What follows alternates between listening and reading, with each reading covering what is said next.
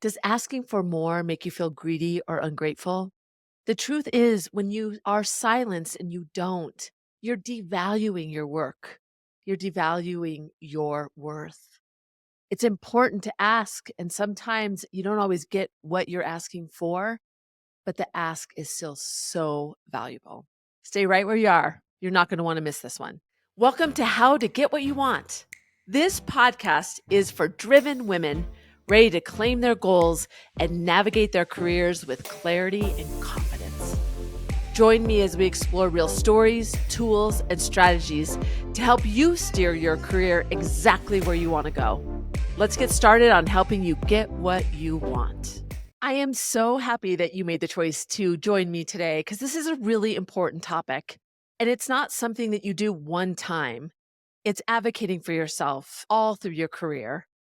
I believe that people need to because people don't live in your head. They need to know what you're thinking about. But there's this myth that if we ask for more, we'll be perceived as ungrateful, that we're selfish, that it's only our self interests.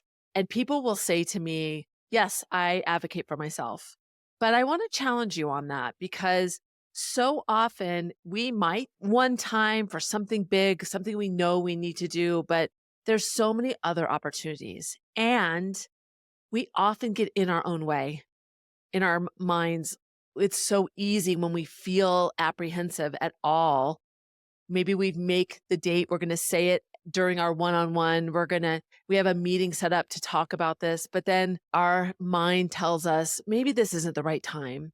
Maybe I should wait till next week. And we put it off or we devalue ourselves in moving forward. So we might have this great intent, but we don't do it. And we believe this because we think that it's all this thing, and money, especially when we're asking for money, that feels like something that people shouldn't value. But listen, money is more than just the currency of buying things. It represents your contribution, your value. So the way you need to really think about this, you may need to reframe for yourself and get coaching along the way from somebody from the outside, somebody that knows you. But really think about, what is this myth for you? What keeps you in your way? And there's a lot of different ways to advocate for yourself. And so thinking about, as I go through these, which one for you is a trigger point? Which one do you put off? Which one do you think, I don't deserve that? Or so often we think, that person, my colleague, they deserve it more because of their experience, their whatever. We give that value to somebody else. We rarely see and celebrate our own value. So areas of how to advocate, there's obvious ones: asking for more money, asking for a promotion, some kind of advancement. It's something that should be on your radar. You should think about when you need to do that. What are the contributing factors to move forward with that? So those are absolutely areas that you need to think about advocating for yourself. But there's also other areas like experience. What are challenging projects that are coming up? What is something on that you're not that skilled in yet that you need to, that you want more skill in, whether it's leadership, speaking in front of senior people, making a pitch, leading a project? There's a lot of different things, a lot of different experiences that can bring you exposure. It's getting visibility. When you get experience or you ask for more exposure, it gives you visibility to more of the company, whether that's in people, in process.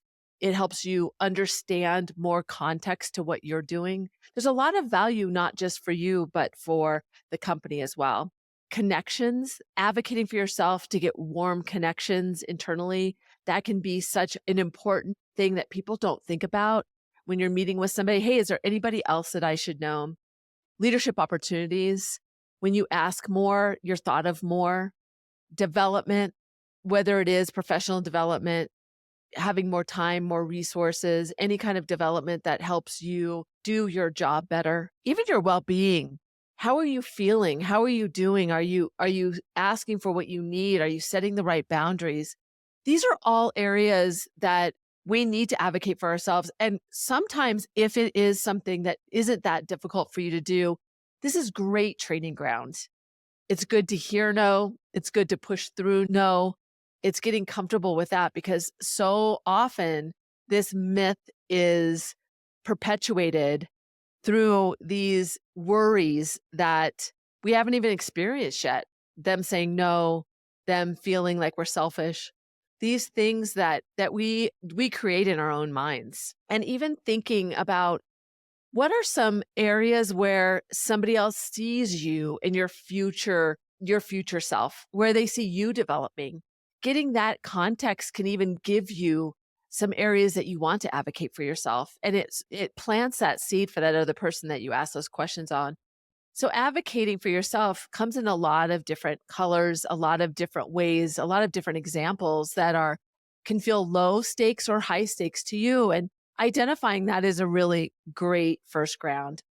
And in fact, MIT, their management review looked at people who advocate for themselves and are proactive in their career are more engaged at work and they enjoy their job more. And the Center for Creative Leadership, they have findings that say when you ask for more, like that experience, that exposure, that by default gives you more access to other people who know you, which by default creates advancement for you. So these asks may not be direct, but it's an investment in your future self. So asking all around you is a pathway to get more exposure and experience directly, and there's indirect benefits to it as well. So it's more than just this one time we have to advocate to ask for more money where we feel selfish. There's all these opportunities to advocate for yourself on a regular basis. And when you put your mind to that and you think about that in that way and how it can help you and the other and your organization where you work, you can reframe it for yourself. I'll give you some examples. I want you to see yourself in these examples of where you need to think about how can I be a better advocate for myself in my career. Hey, Susie here. Thought I'd pop in. I wanted to let you know I've been an executive coach for over a decade. I work with executives and they call me their silent partner because I help them increase their confidence when they're facing really difficult decisions. If you'd like to see if we're a good fit, head over to susietomandchuck.com and fill out an application. I'd love to hear from you. When I think of this idea of advocating for yourself and using that language more often, getting yourself comfortable to say, yes, I advocate for myself. In fact, and give an example of when you've advocated for yourself, it proves to yourself that it's important, something to do. And when you do advocate for yourself, it also signals to others that it's important to do. It shows them how to do it. And I will tell you, men, women, people around me, whenever I talk about this whole idea of how to position and how to advocate, I always get comments about how uncomfortable it feels. So you're not alone. I have a great example. I have so many examples. I work with a woman. Her name is Maria. She was given promotions regularly, but more recently, she was given, when somebody had left the company, their role basically. So she was doing two roles at the same time.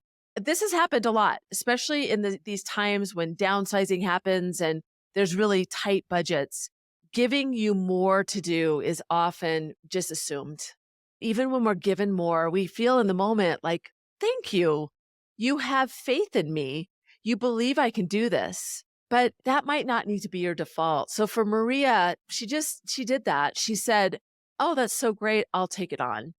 And then as time went on, week after week, it was a burden. She was working so many hours. She didn't want to give anything up to her team because she knew they were overworked too.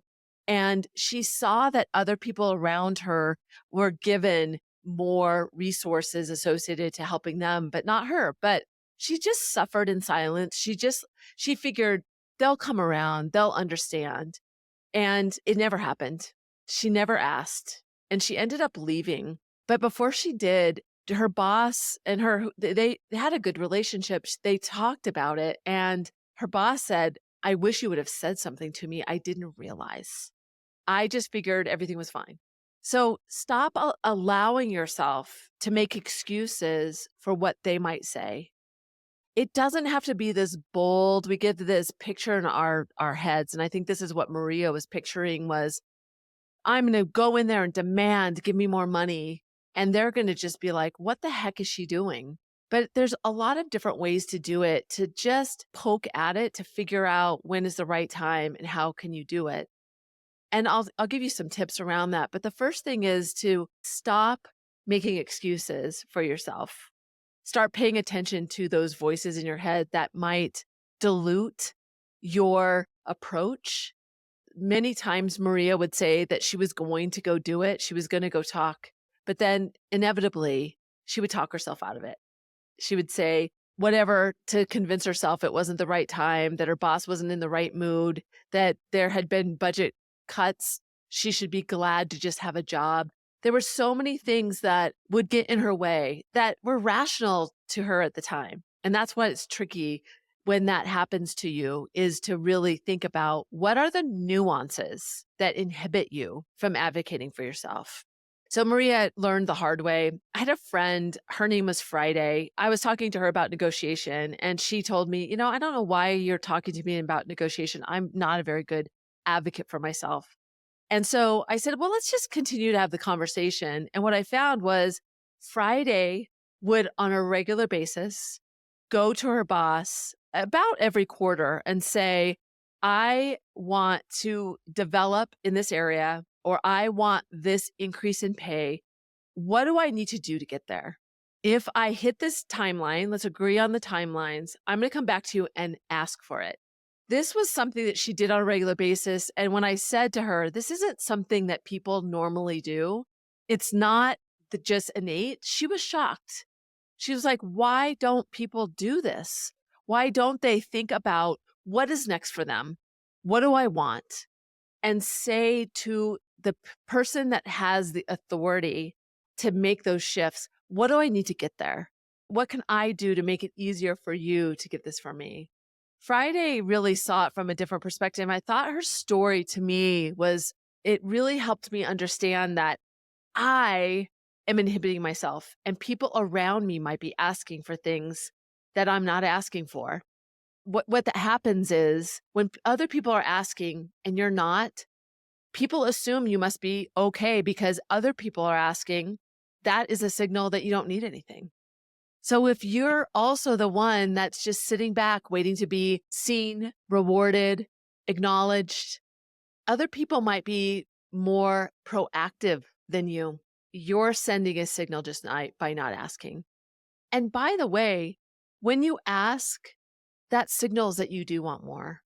And so in those times when they're making decisions about promotions, even if they weren't able to give it to you in that moment, that person can say, well, Maria has been working really hard. She's taken on 2 jobs. I need to advocate for her because she really wants more. She has said that to me, that this is really important to her.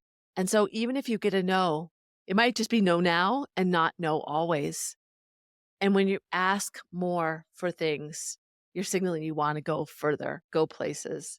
Don't be the only one that's not. I just love this topic so much because it isn't something that we can solve.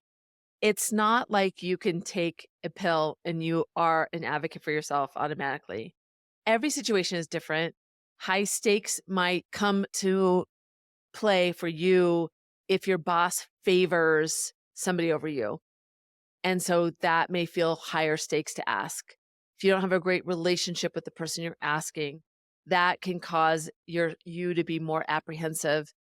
If you just got a promotion last year asking for more, that feels higher stakes to you because of the circumstances and the context. So be sure to really be thoughtful about what are those things that might be getting in your way, even identifying why the circumstances feel high stakes to you. It may be at making that ask. It might be the person on the other side of the table. It might be the timing. There's a lot of aspects that contribute to it. And so identifying those and taking the time to understand that is important. So the first tip that I want you to think about is really framing this as a benefit to the company. I want you to frame it in your mind when you're thinking about it so that you don't get in your own way as you prepare to do it 2 weeks from now, and there's a week goes by, and then all of a sudden you see all these shifts in budget and all these things change, and you think, oh, this isn't the right time. I'm going to put it off. Reframing it as something that's beneficial for the company will keep you on your plan path and make a commitment to yourself that I'm going to ask for this and see what happens, even if it's no. And then framing it for the person you're asking. Help them see it as a benefit, not only to you, but based on the work you've done, based on the contribution that you'll give them in the future. How can you show them that there's a benefit? Because very often that person's going to have to go to somebody else to ask for this. So what evidence can you give them to make the case for you? And sometimes framing it in a way to say, I'm going to ask you for something, and I've been really thoughtful about this. I know that the decision might not be able to be made today, but I'd like us to discuss what you need from me to make the case really strong so that you get a yes to get a yes from me. Framing it to this person as, I will support you in helping me. What do you need from me is something to really be thoughtful about. How are you going to set it up to them? How are you going to help them understand how important this is to you? And you have to be careful when you're framing, because you want to make sure that those voices of self-doubt don't dilute the words that you use. You have to have strength in what you're going to say. You have to practice silence when you're done with your frame. That shows confidence in what you're asking for. And when you're nervous, you tend to trail off and say more, or say, but if this isn't the right time, but I know there's been a lot of changes. So be careful. Frame and practice silence. Frame it for you and frame it for the other person. The second is really get your data, your achievements, keep track of those on a regular basis. That keeps your confidence up. It makes you very cognizant of the contribution that you give every day. And so what that does is when you go into that meeting, you know how you can support your ask through the frame with the data of how you're contributing to the organization. And as a part of this, go to people that you trust. Ask them how they did it. How did they get it? What data is important to the company? Make sure you know that. Look back on presentations that your boss has done and what they've said the goals are for the quarter, for the year, and how is your contribution that you've done a direct correlation to that goal. Make it make sense to them. Make it plug into what their narrative is, what's important to them. Be strong in the frame and really think about what data and facts, what evidence will support your ask. And then practice. I gave you all of those low stakes situations. Identify what's low stakes. Asking to lead a meeting, asking to be a part of a meeting and be an observer, asking for feedback. That's advocating for yourself. That's illustrating that you want to invest in yourself by understanding what it feels like to live outside of you. So asking for feedback could be a low stakes situation, but treat it like as intentional. Think about your frame. Think about how you're going to move into it with what are you going to ask for? What specific feedback are you going to ask for? Whatever low stakes situation, label it for yourself as advocating for yourself so that you see yourself as doing it more often.